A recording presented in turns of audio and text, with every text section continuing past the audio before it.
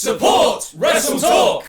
Fun fact, I get help writing these lists from other members of the news team because they know more about wrestling news than I do. Normally, it's Pete. Look at little Pete. But he was busy this week, so instead it's Andy Datson helping me. This is the intro he's given me to read out, and so I will, I guess. Hi!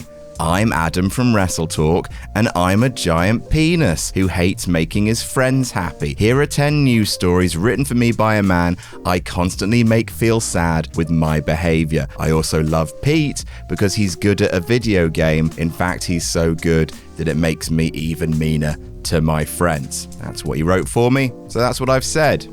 Ramblings of a child. Also, subscribe to WrestleTalk because we bring you the best and most mature wrestling news content. Number 1, Chavo Guerrero shoots on Tony Khan. In its short history, AEW has definitely been enabling WWE with its release addiction, hoovering up all the lovely Keith Lees that the big dub have been shedding. However, Khan has said in recent months there will come a time in the near future where several AEW contracts will need to expire as the roster is getting a little bloated. While it isn't clear when the first batch of contracts are set to expire, it appears as though we may have seen a quiet release earlier this week. Fans on Twitter pointed out that Chavo Guerrero had been removed from AEW's roster page, which wasn't just news to us. Apparently, as Chavo himself tweeted, that's news to me. I guess having Tony Khan telling me to go film Young Rock Season 2 and my job will be waiting for me when I'm done didn't mean much. He would then delete that tweet shortly afterwards, but later replied to a fan saying, news to me shrugging emoji. Number 2, Randy Orton injured. If you watched this past week's episode of Monday Night Raw, and why did you,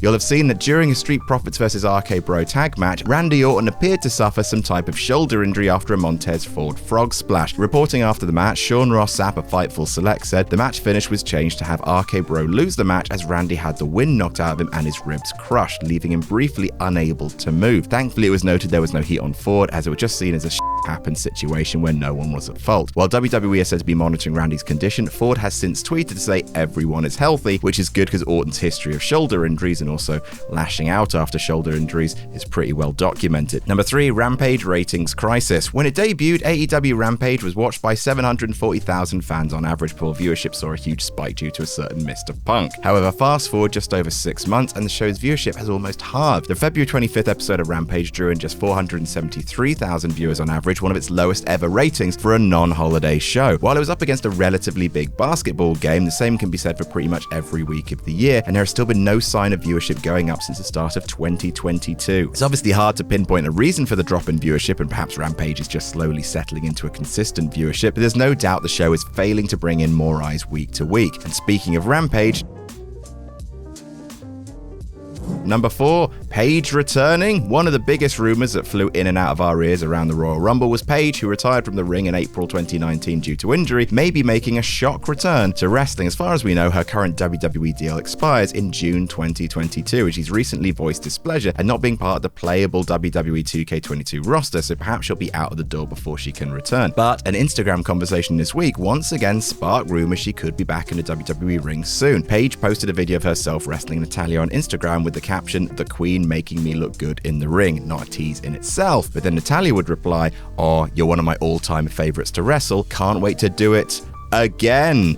Again, she said it. If Paige does return, she'd follow in the footsteps of both Edge and Daniel Bryan, who both retired due to what were once believed to be career-ending injuries, and we would very much like to see Paige in a ring doing it again. Number 5, Gargano returning soon. Another return we could see soon is that of former NXT champion Johnny Gargano, who left NXT at the end of last year to pursue a career in dad. It was reported several times and also recently confirmed by Gargano himself that he would be taking time away from the ring until his son Quill was born. Well, his son is now born and still called Quill, and it looks like Johnny Wrestling is starting to feel the wrestling itch once again. Talking to Twitter, Gargano revealed he was once again taking bookings. Now, judging by things he's posted since then, Gargano is mainly taking signing and non-wrestling bookings for the time being, but I'm sure it won't be long before we see him in an AEW ring. I mean, return to wrestling at any promotion, probably. It could be any promotion. Number 6, why Samoa Joe dropped the NXT Championship. Someone else who left WWE last year was Samoa Joe, who enjoyed being released so much he did it twice in the space of just a few months. When he made his return to NXT in June 2021, having been released just 2 months earlier, a rocket was strapped in by Triple H, and Samoa Joe quickly won the NXT Championship from Karrion Kross at NXT TakeOver 36. However,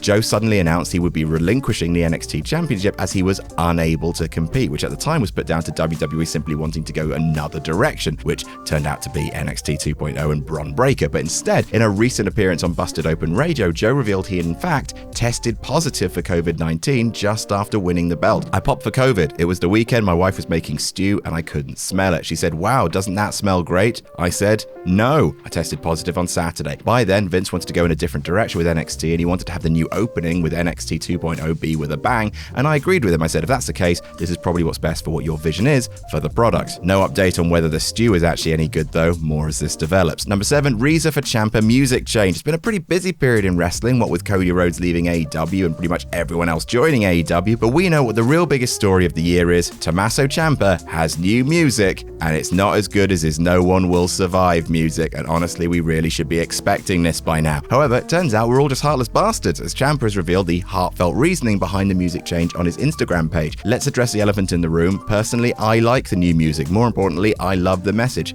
Fight to survive. It resonates with me on a deeper level. We all face our own struggles in life, obstacles we must overcome. We all have our own fight, whether that's a battle with mental health, cancer, a physical disability, self-doubt, or anything else. We must always choose to fight to survive. Over the past few years, I've become far more active with charities and non-profits like Give Kids the World Village. The pandemic has swept the nation, and to be quite honest, with the current state of things, I'd much rather spread a message like fight to survive than no one will survive. I sure as heck would rather teach my daughter that lesson. Well then, don't we all just feel bad now?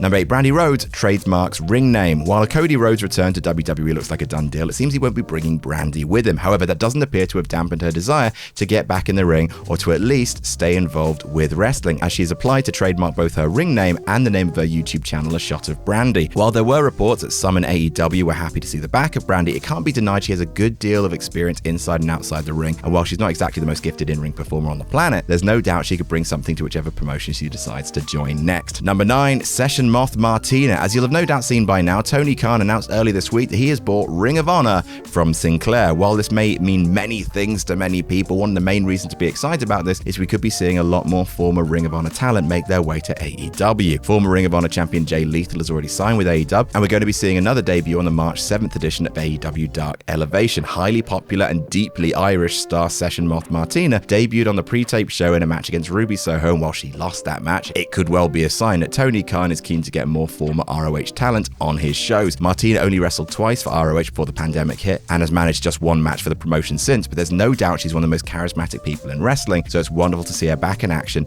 on an international stage. And number 10, Ricochet getting a push. Ricochet is one of the most talented and exciting wrestlers on the planet, but you wouldn't know that, would you? Because WWE, like Gandalf, insist on keeping their secret. Despite being buried more times than my feelings about my super cool friend Andy Datson, things may be looking more positive for Ricochet, as Mike Johnson of PW Insider is reporting Ricochet is listed as the second babyface behind Drew McIntyre on WWE's internal list of goodies and baddies. We have certainly seen a bit more of him on our screens in recent times, so maybe he's going to go over Sami Zayn for the Intercontinental Championship tonight on SmackDown. Tonight being when I record this, not the Sunday it goes out, so congratulations to Ricochet on winning the Intercontinental Championship, I suppose. And that's our list. What's been your favorite bit of wrestling news from the past week? Let us know. Don't forget to subscribe to WrestleTalk and WrestleTalk.com for more up-to-the-minute breaking wrestling news. And never forget to jam that jam.